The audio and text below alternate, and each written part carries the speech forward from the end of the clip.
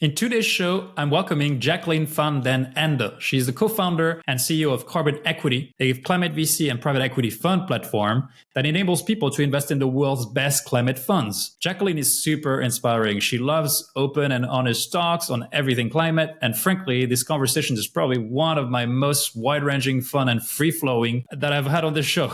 We talk about geoengineering, we talk about oil and gas and the responsibility that they have to it, being extroverted, introvert, and of course, how to democratize climate tech investing. Let's get straight to it. Jacqueline, what a pleasure to host you on Climate Insiders. Welcome.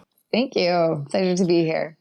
And I've been told by one of your colleagues, actually recently, that we're almost like twins based on our personal career steps, the energy levels, our obsession with the great climate war, I call it, and this topic of democratizing climate tech investing. So as I was preparing for the interview, I realized that I started getting much more excited about the personal stuff than the business stuff.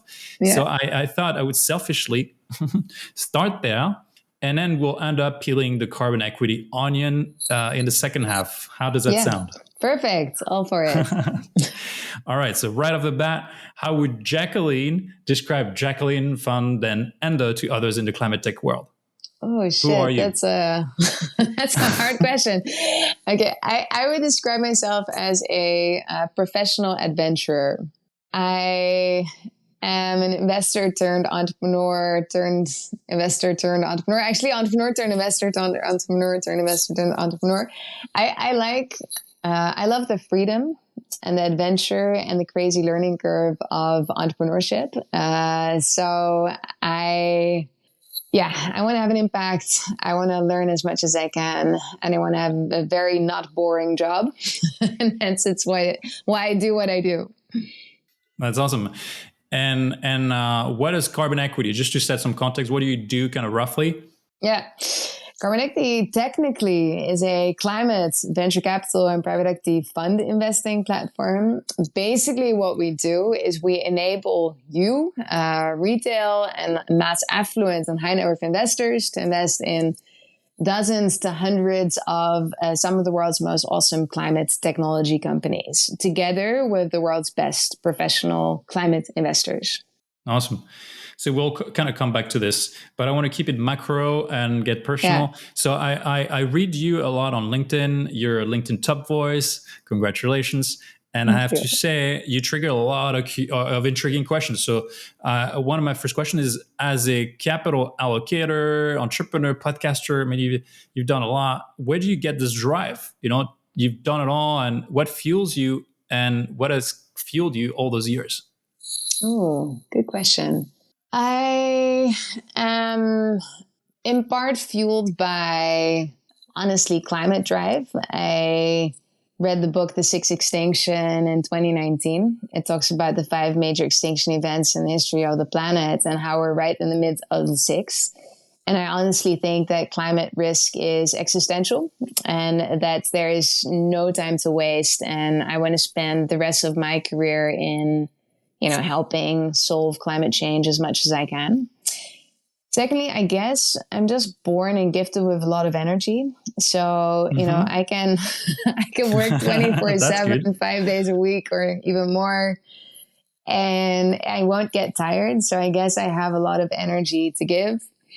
And the third thing for me, building a company is the richest thing you can do. It's literally, being that adventurer. And I love adventuring. I love snowboarding and hiking and surfing, etc.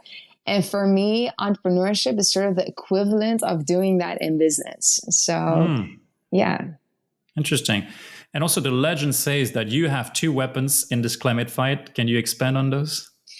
Yeah, I like sort of the parable of, what's your weapon of choice? And I think we all have unique competences. And one of the interesting things to ask yourself is, what is my superpower? And I think my superpowers are twofold. One is storytelling, I guess. This is what I do on LinkedIn. I use my voice similar to that you do that on the Climate Insiders podcast and also on LinkedIn.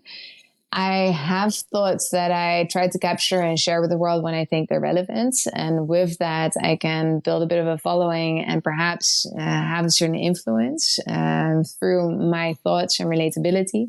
The second weapon I have is the energy and the ability to build companies and get people enthusiastic about the companies that I start.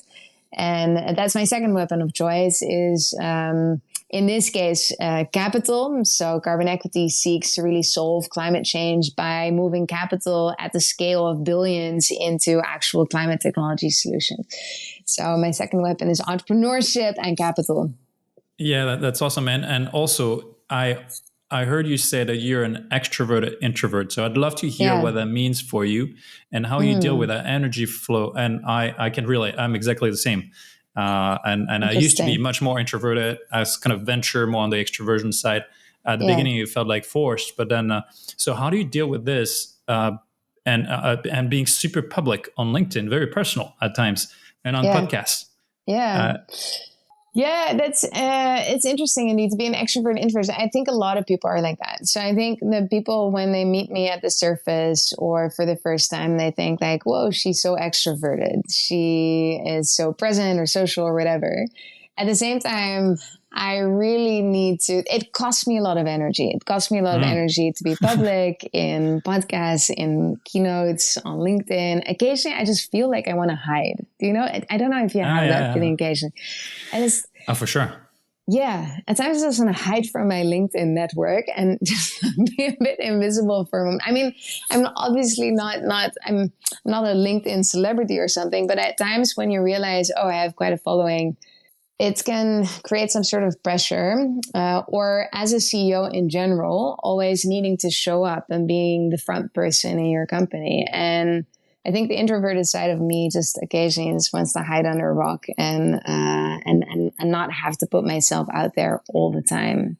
How do you deal with that? And what is your way of coping? Oh yeah, well, thanks a lot. I mean, this is a question I ask myself all the time. I am maybe even more introverted than you. And frankly, at the beginning, frankly, I had a LinkedIn account since 2007. And the first time I ever posted something was probably 2017. So for 10 years, I was kind of the guy scrolling, hiding, not expressing myself because there's too much risk. And then I think I had a bit of an aha moment when I discovered that the online voice is not you. You know, it's a bit of a persona that I want to leverage to help others and to spread important ideas. So as from the moment that you dissociate yourself from the real me in real life and to this kind of almost manufactured persona, it enables you to use that weapon, you know, the voice again. And so from the moment I cracked this open, I broke the ice, it enabled me to do newsletters and then podcasts, but step by step. It's still hard. Yeah, exactly. Yeah. Yeah, I would say, yes, I totally understand what you're saying there. For me, I think LinkedIn at the occasion can also be very personal and very vulnerable and very real, which is also, I think, the power in it occasionally. But it is really putting yourself out there, and there's value in that and there's power in that, but there's also, definitely an energy drain. And and also on the other side, right, the flip side of this is this, I discovered this year. It might sound very trite, but there's the yang energy, right? So in Eastern cultures, the yin is what's, you know, keeping you kind of grounded, and then the yang energy is that drive, the ambition, the want more. Yeah. And I discovered that my drive has always been kind of native. You know, I haven't had to push this. And if anything, I need to slow it down because otherwise I burn myself out. Yes. So curious to know how you prevent yourself from going very close to that burnout line of, you know, and also I'll add to it. So there's a personal element, but I really think that our society is actually suffering from that yang energy. Yes. We are overproducing, overconsuming. We want more. We're never satisfied. Yes. I fully agree to that. I find it really hard. I need to learn how to control that yang energy because I'm a maximizer. That also puts me in a position to do a lot of things and to have a lot of energy to share with the world. But it also, I'm constantly overloaded. Just Too much email. I can't, I am not in control of the level of activity and things that are demanded from me. I just get flooded with emails and LinkedIn messages. I can't keep up. And then I sort of walk into my day not knowing what's in my calendar and just having the feeling that you're constantly chasing your tail. And I don't take enough time to sleep or to really recover. I find it really hard to unwind on weekends. At the same time, I also really know that happiness, true happiness, does not come from achievement or success or from fame.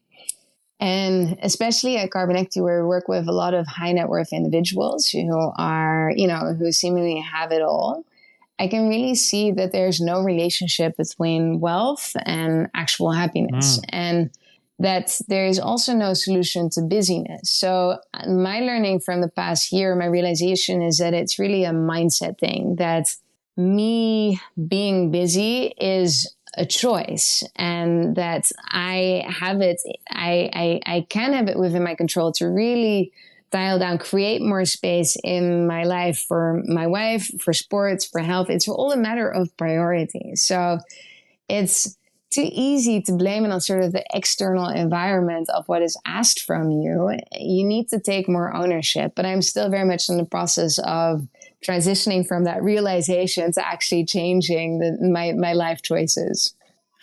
It's funny. This is another really top realization of this year for me. The idea of, and I had a coach here to help me with this, of reframing work. My relationship to work has always been kind of unhealthy because I was working on weekends or the night, and it's very much the American kind of mindset. Yeah. And I reframe this in the sense that personal development, personal work is work. Yes. It might not be in your agenda on your Google, spreadsheet or whatever, or have productive value, but it is productive because it helps you recharge. It helps you be more productive long term. It helps you become more creative. So whenever you go to the gym, you do meditation, you go to yoga, or you spend quality time with your parents or spouse, it is actually work. Yes, and exactly. And you should treat it at the same level rather than sort of like it's something that comes after work. I occasionally have, well, maybe not fights, but arguments with my wife about this, that she says, well, first in your life comes your work, and then comes maybe your surfing. And then what is left is for me. And I don't want to be sort of, the bucket of what is left. So by treating things at the same level as work and really making that, investing in your health, investing in sports, investing in your relationship, like when you say seeing that as work and treating that with the same level of intent rather than sort of like coming home at the end of the day and, crashing on the couch next to your partner. Treating that with intent completely changes the way that you prioritize or look at how you organize your life. Completely. Couldn't relate more. And another personal matter is the dealing with eco-anxiety. So I'm sure that is a fuel for you, but it also comes with a downside is it's not getting better. The rising climate threats are getting more and more present. And how do you deal with this? Any trick or that you could share? Yeah, I notice it personally occasionally. When you see extreme weather, for example, occasionally, I really notice that the rains have become so much more intense than I remember them growing up. Or occasionally I'm in really beautiful places and I get sort of overwhelmed by regret of, I can actually picture sort of, places in the Netherlands being completely flooded, probably wiped away. That sounds very cataclysmic and it might be. But I have active moments of regret for children that I see and thinking like, oh my gosh, you're going to grow up in such a more difficult world, or regret for places that I think, well, these might very well disappear. And then at the same time, I can also really switch that off, or I do switch it off to the point that I won't read every climate report or all of the climate news, or occasionally don't want to read the news at all.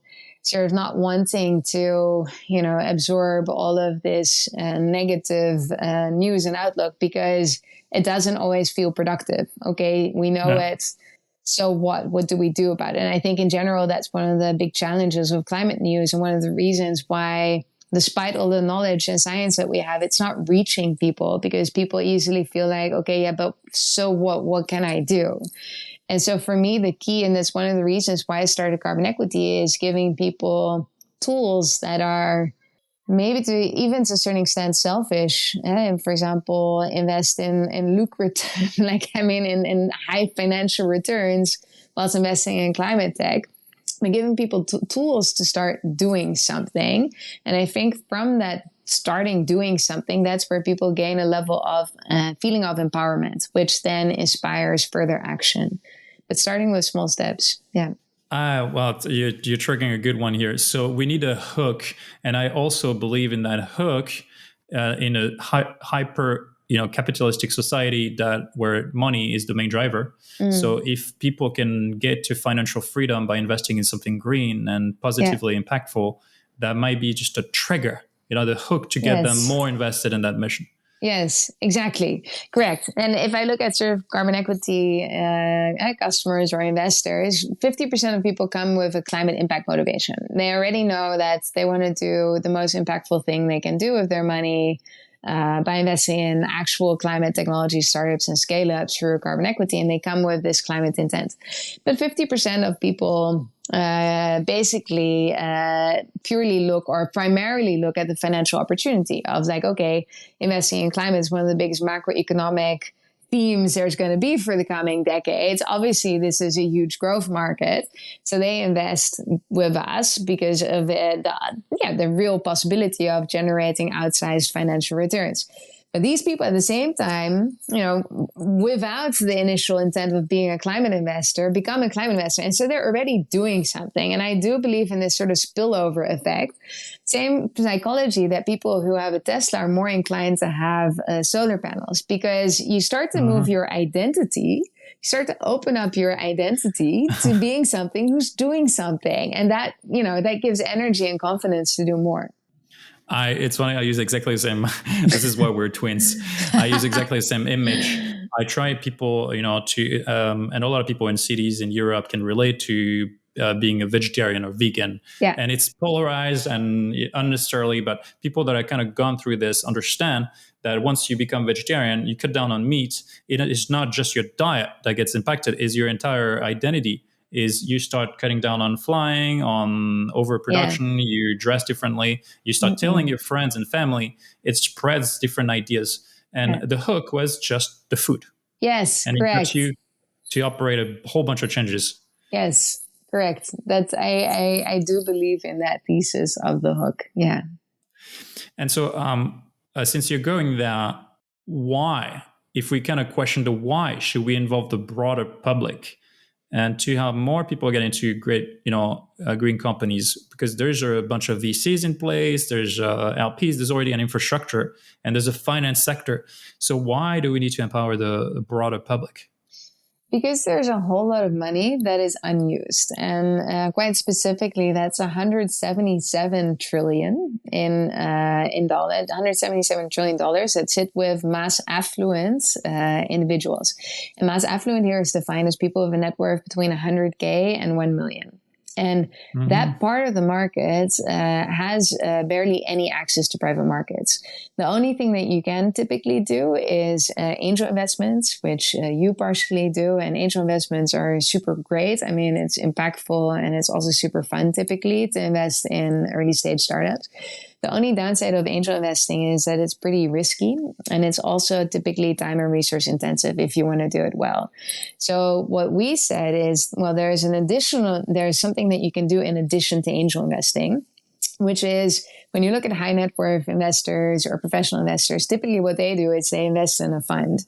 And the advantage of investing in a fund is that you have a professional investor who does the work for you. So if you have less expertise or you don't have time to do investments yourself, then you lean on a professional investor who will do the work for you. And secondly, you diversify your risk. So with carbon equity, instead of investing in a single company, you typically invest in a portfolio of 150 to 200 of the world's best climate tech innovations. And so it's a super risk diverse and therefore also lower risk of investing in climate technology as a theme. how do we get involved the people that are not really currently involved? It's still too much of a bubble, too Yeah. niche, particularly women. Yeah. And you and I spoke about this. We're talking about half society here that is kind of Yes. self-excluding. So how do we Yeah. crack this? Oh, that's a really hard question. There's a lot of work to do.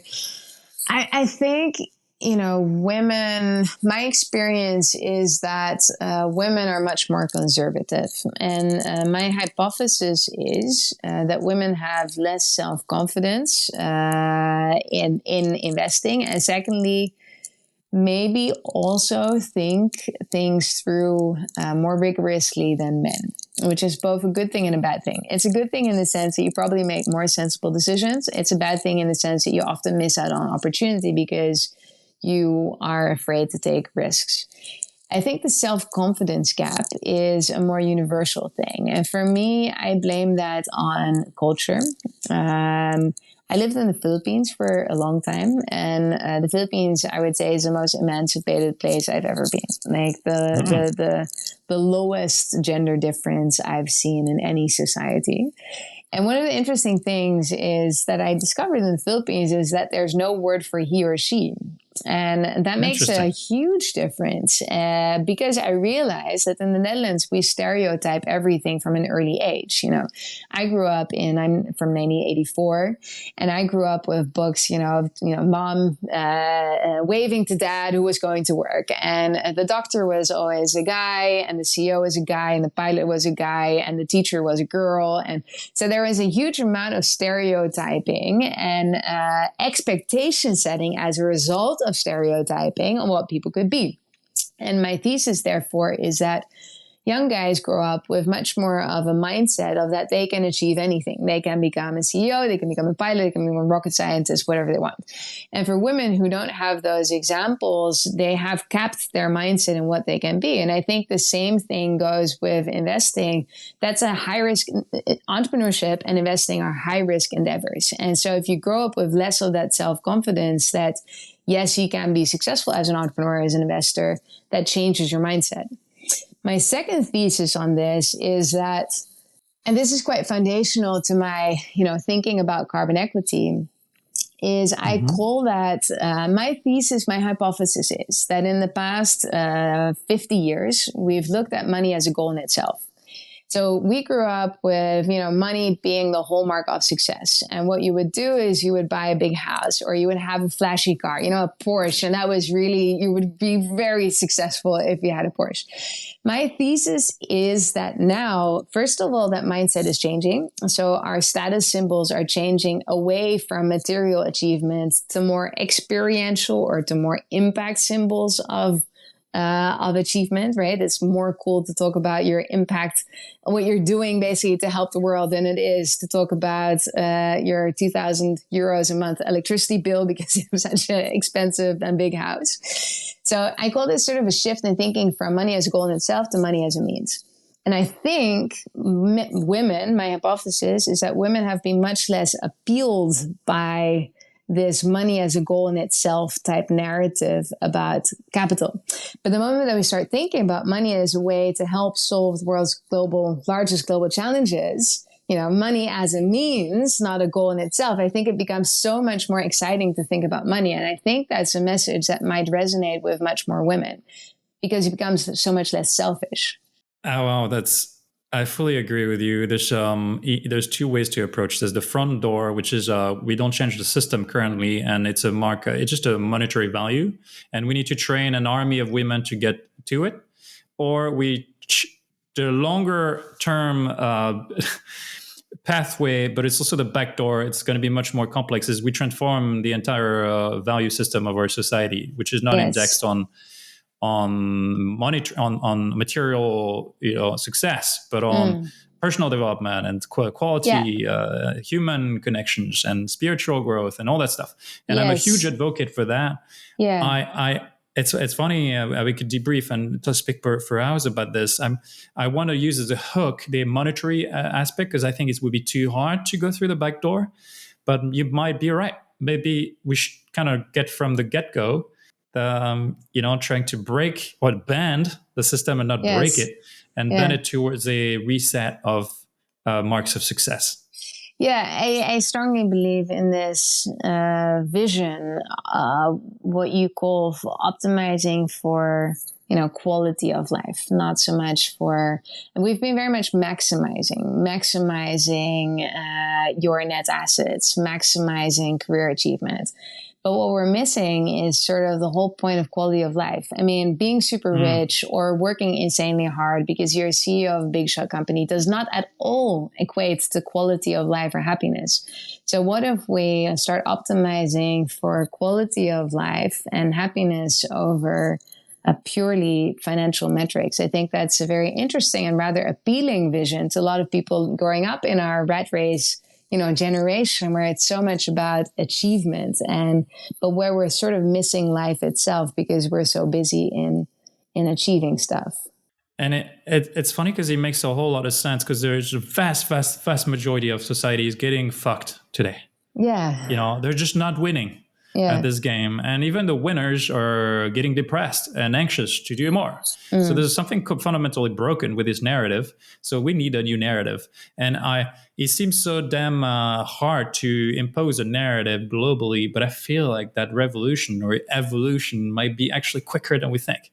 I don't know if you've thought of what's going to be the triggering event. Well, at the same time, one qualification on what we just discussed is that obviously there are a lot of people in the world who have far too little and who still need to get to sort of a basic level of comfort. And so it's obviously a pretty privileged perspective in our generation of people who are thinking about, hey, how could we potentially downsize, live with less, and optimize for happiness over wealth.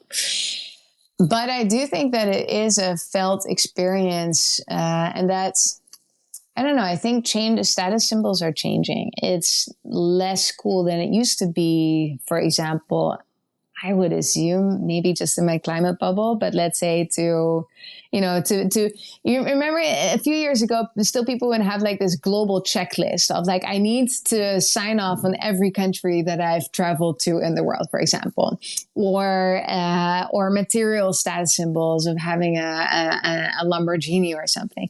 I feel slowly culture is changing and we're starting to revalue those old status symbols and start to value new status symbols of, for example, what is your relevance in the world? And I would say there's such a momentum of people want to work and impact, and that means that they value different things.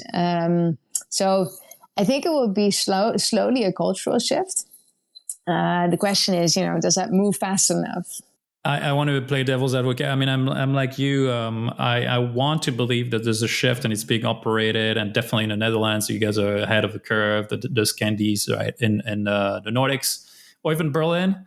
Well, as soon as I get out of those kind of bubbles, I realize how little has actually evolved. And I believe, today at least, that our voices are important. Everyone's voice is important. So we diffuse like ripples. You have like a silent lake and you're throwing pebbles and it creates ripple effect.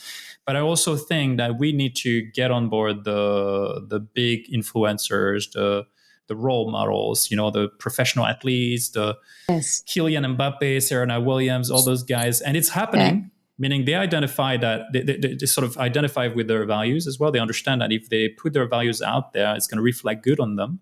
Yeah. And I feel like that's very much of a top down. I mean, those guys have megaphones, millions and millions of followers all across the world. Yeah. So if we get those guys on board, I think we can move much, much faster. I would agree that I totally agree. That's also occasionally sort of my own exhaustion with my own LinkedIn network, because I feel I'm creating a ripple effect in a pool of people really sort of like-minded. So I'm not actually reaching anybody new. And yes, influence can play a big role. One of the big threats in that is politicization and increasingly polarization of this debate, because by now people who actually there was a very good example in the Netherlands of a artist. She's a very famous actor, Chris van Houten. She's been in Game of Thrones, etc. And so she really threw herself the climate cause, and got a lot of shit for it. Like, she Really? literally got hate messages of people who Wow. said, well, if I see you protesting on the highway, then I will drive over you with my car, and really hate. Yeah. And so, Wow. as a celebrity, you also sort of risk putting yourself on the chopping block by being super vocal about such a topic.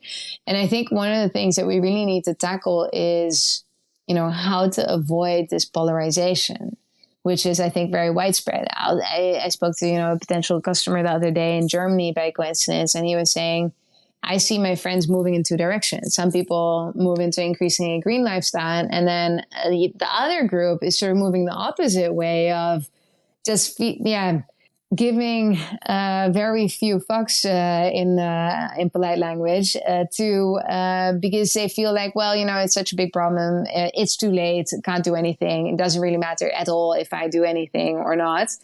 And so how do we stop this polarization? It's a question on my mind because I think it's very crucial to make any kind of progress.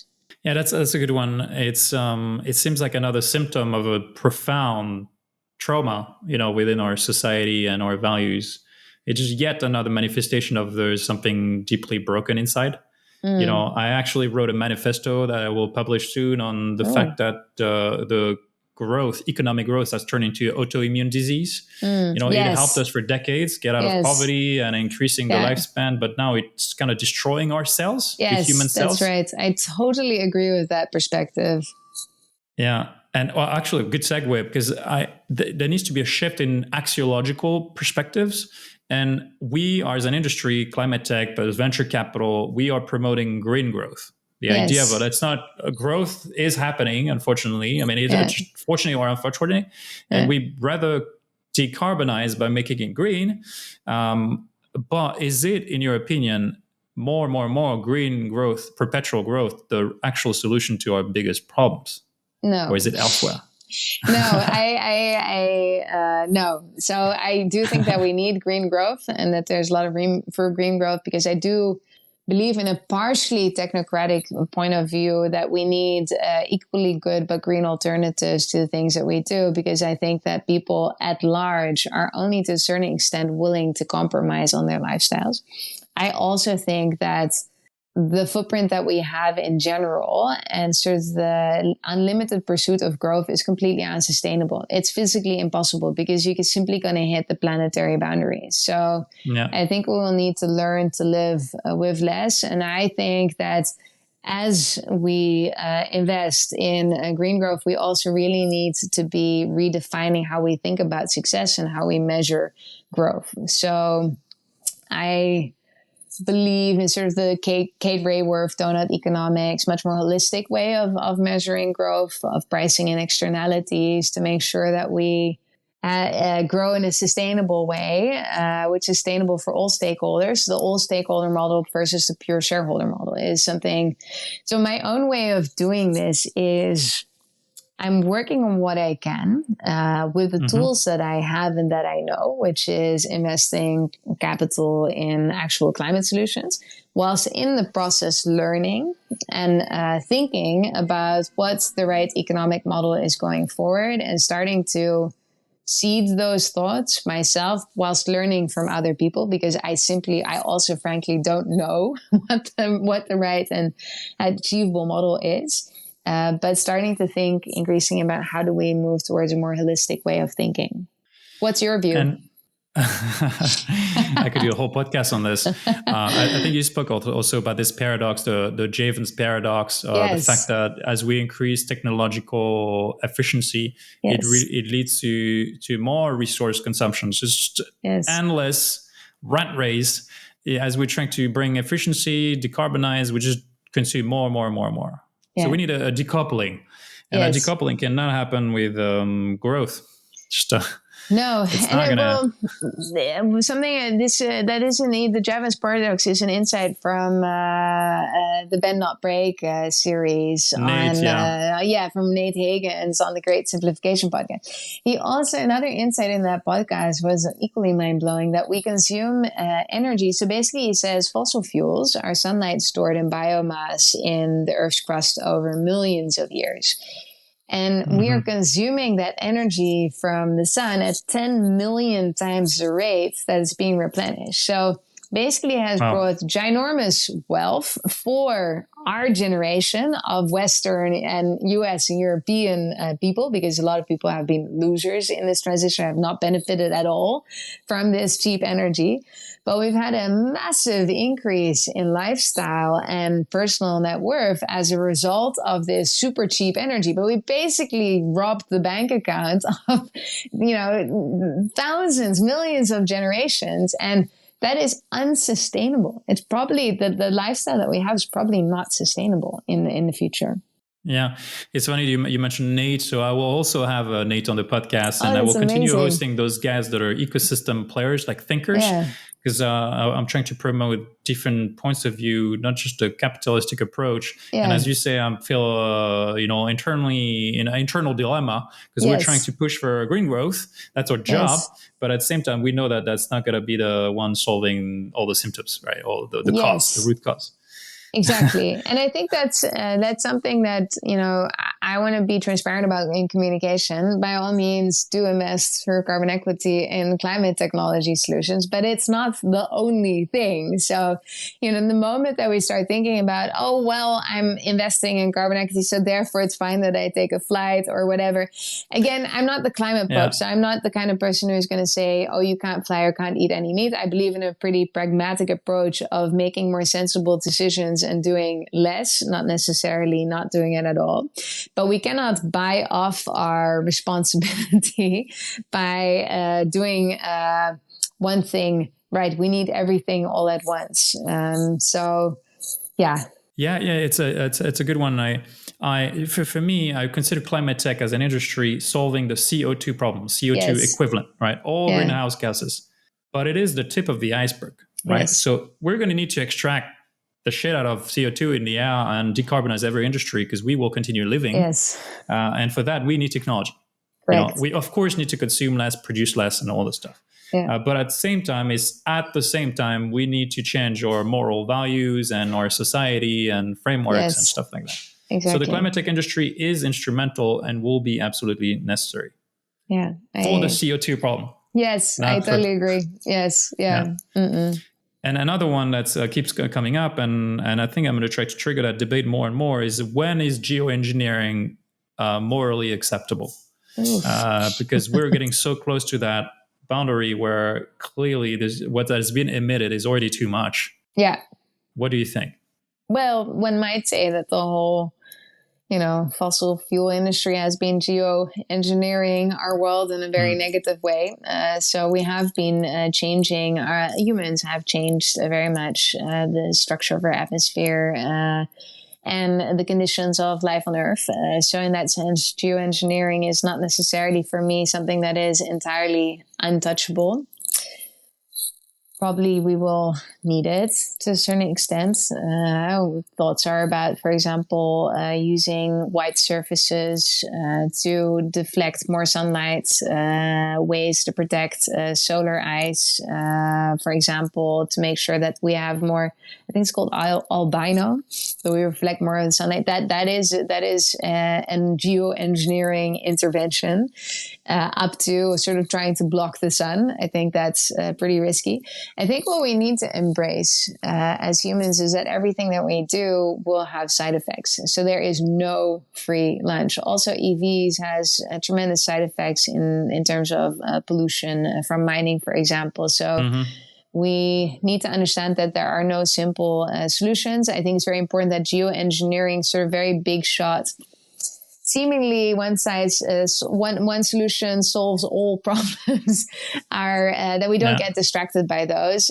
So it should really be an area of last resort. I do think we need to serious research into geoengineering solutions, but the main focus and 95% of our energy should be focused on fixing the core problem and finding a way to live more sustainably as humans in balance with nature and our planet. Yeah. And as we evoke geoengineering, that means that probably most likely the oil and gas industry will need to play a role. I mean, they're the best suited to do this at scale. They have the infrastructure knowledge. They've been doing this, in a way for decades. And it's kind of the elephant in the room. And I still see too few people speaking about this openly. We need to call those guys out.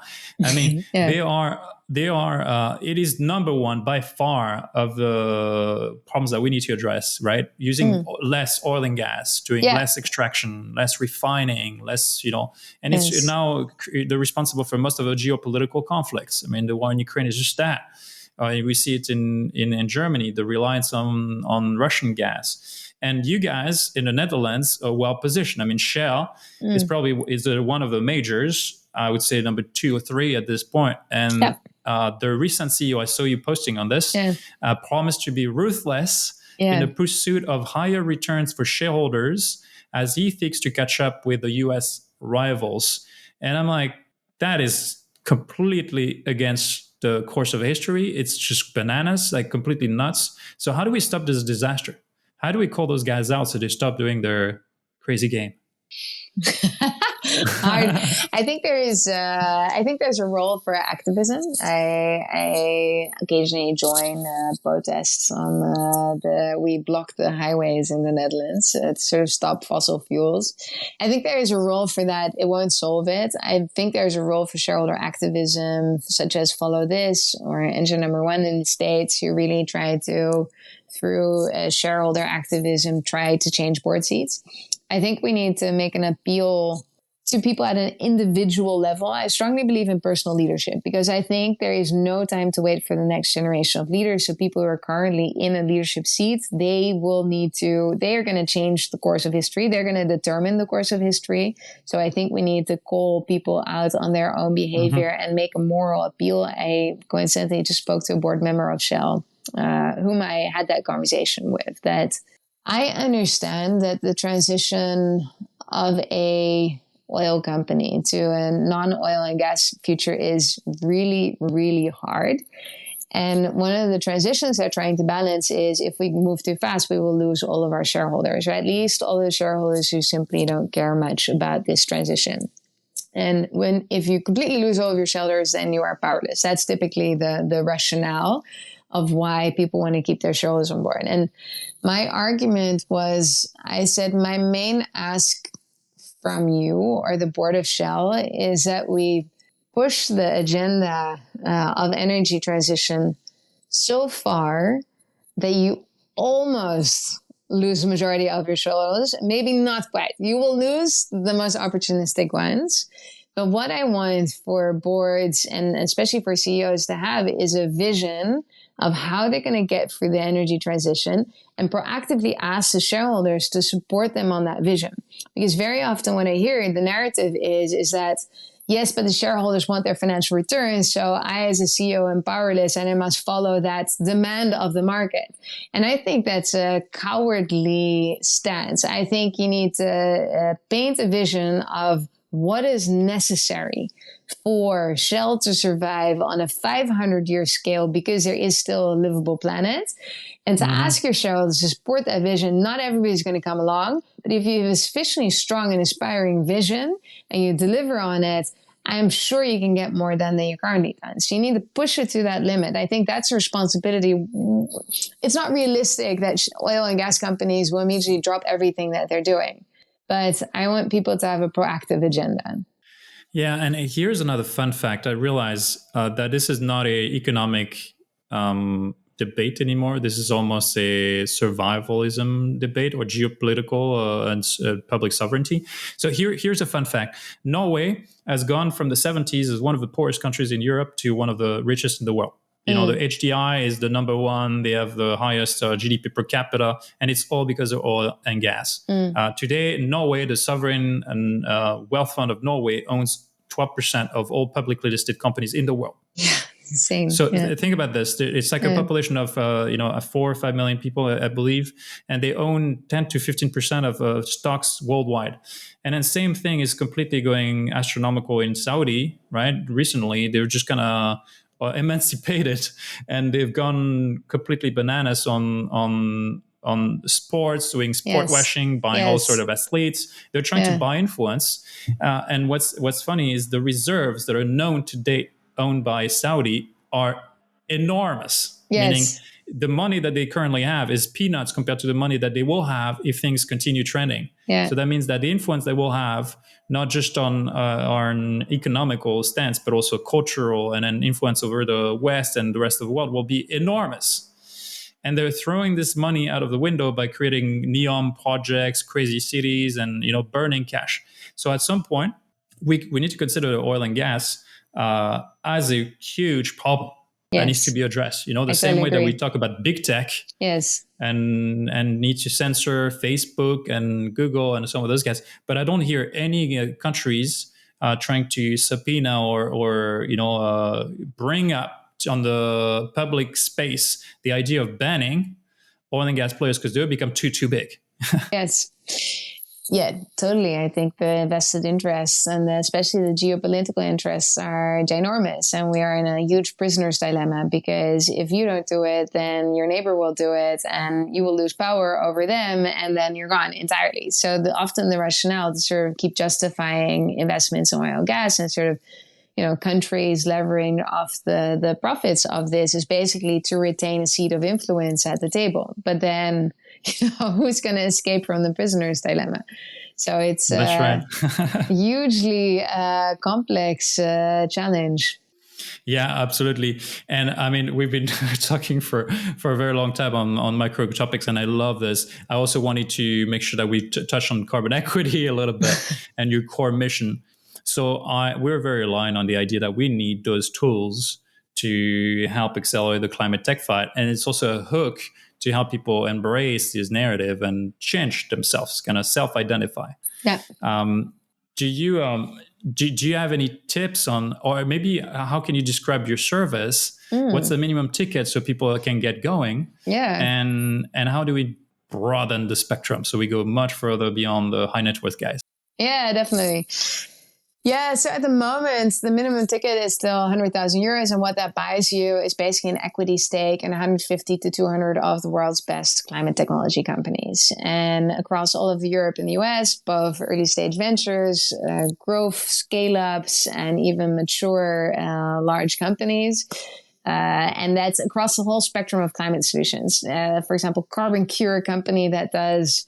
they capture cement from carbon factories and then inject it into cement to make it stronger, form energy, giant batteries, plant-based food alternatives. So the whole spectrum of literally every building block that we need to build a net zero future is what you invest in through carbon equity. In the near future, hopefully around September in the Netherlands and January in next year for other countries, we will be able to offer these funds or fund-of-fund investments from 25,000 euros. That's great. And the vision there is that anybody with a pension, a savings, an inheritance, or families pooling funds can help build a net zero future whilst also making a strong financial return. Yeah. Definitely lowers the entry to barrier, the barrier to entry, and we need to go far beyond that. Yes. Do you think there's a world where anyone with 1,000 euros can get involved? Yes. I mean, it's technically possible. And Carbon Equity might get there one day if we do a B2B2C distribution. So Carbon Equity is primarily direct to consumer. People just come to our website, sign up for a fund and invest.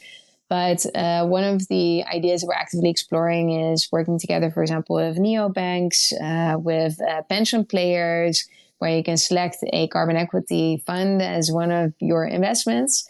And then it becomes even easier to reach retail investors who want to start investing with 1,000, because currently you can do that through angel investing initiatives such as your own, right? But for carbon equity, will be hard to build such scalable distribution ourselves. So we'll partner with third parties to enable access for everyone. Because I realize that 25K, investing 25,000 is still a pretty privileged position. So carbon equity at the moment is still a bit exclusive in that sense. But I have a long-term view on building carbon equity. My term for building this company successfully is at least 10 years.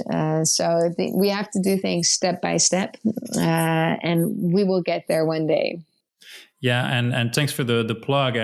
I'm also going public about this. So I stepped down as a fund manager of Clementum Capital to refocus my role. And what I will do is I launched an online course to help all of you, that want to get into climate tech investing, learn the ins and outs over 2 days. So it's a cohort-based course. You can learn everything. And it's extremely hands-on. So you can check out in the show notes, or just Google invest in climate tech like a VC. And also, I also want to help democratize even further, because I was frustrated of hearing all my friends and people that wanted to invest in the fund, but definitely unable to put 100,000 or 200,000 euros on the table. So I have created a community to help people angel invest. So if you go through that course, you graduate, and I take you from a 4, out of 10, or 3, 4 to 8 or 9, and you can start investing in awesome deals with the community. So yeah, that's just a good way to get. And hopefully, we will partner up with Carbon Equity. That would be cool. That would be definitely cool. Yeah. And it's been awesome. I mean, I could continue forever. Jacqueline, I was so pumped about this conversation, and I think we definitely delivered big time. So I will continue doing my homework and digesting everything and reflecting on all those points. Sure. Yes. Thanks for your inspiring energy. Pleasure speaking with you. Thank you very much for having me on the podcast. It's an honor. Awesome. And to all of you, this is season 3 of Climate Insiders, and it's just getting started. I have been blown away by the lineup, people that are accepted to come on the show. So stay tuned. You can sign up to a newsletter, just on the podcast website. Until next time, stay tuned.